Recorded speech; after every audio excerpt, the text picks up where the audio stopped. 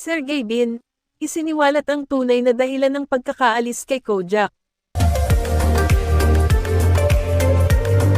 Sa kabila ng mga haka-haka at espekulasyon, isiniwalat na ang tunay na dahilan kung bakit pinaalis si Kojak sa programang pinangungunahan ni Sergey Bin.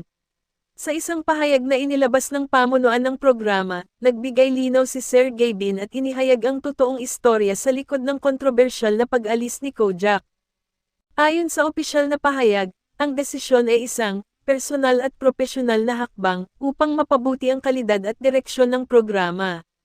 Sinabi rin ni Sergey Bin na nagkaroon ng mga hindi pagkakaunawaan at pagkakaiba ng opinyon sa pagitan niya at ni Kojak na naging dahilan ng kanilang mesensinang pag-uusap.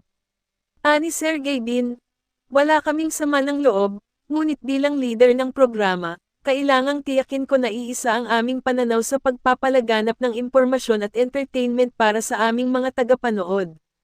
Dagdag pa ng pamunuan ng programa, ang desisyon ay bahagi ng plano na magbigay ng sariwang direksyon sa format at content ng show. Bagamat mabigat umano ang desisyon, inaasahan nilang magdadala ito ng positibong pagbabago. Samantala, si Kojak ay nagpahayag din ng kanyang panig sa social media.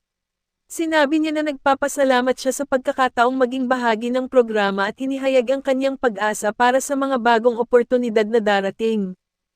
Ang pagsisiwalat na ito ay nakakuha ng maraming reaksyon mula sa mga netizen at taga-subaybay ng programa. Habang ang iba'y nagpapahayag ng panghihinayang, ang ilan ay umaasa pa rin sa tagumpay ni Sergey Bin at ng buong koponan.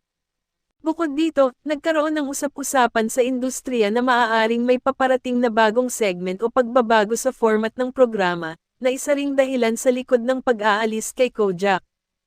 Ayon sa mga malalapit sa produksyon, plano ni Sergey Bin na gawing mas makabuluhan ang bawat episode at maglaan ng mas maraming oras para sa mas malalim na diskusyon sa mga mahahalagang isyu. Habang wala pang opisyal na pahayag ukol dito, marami na ang nag-aabang kung sino ang magiging bagong bahagi ng show at kung ano ang magiging bagong estilo ng programa. Ang mga tagahanga at kritiko ay nananatiling naka-antebase sa susunod na kabanata ng show sa ilalim ng pamumuno ni Sergey Bin.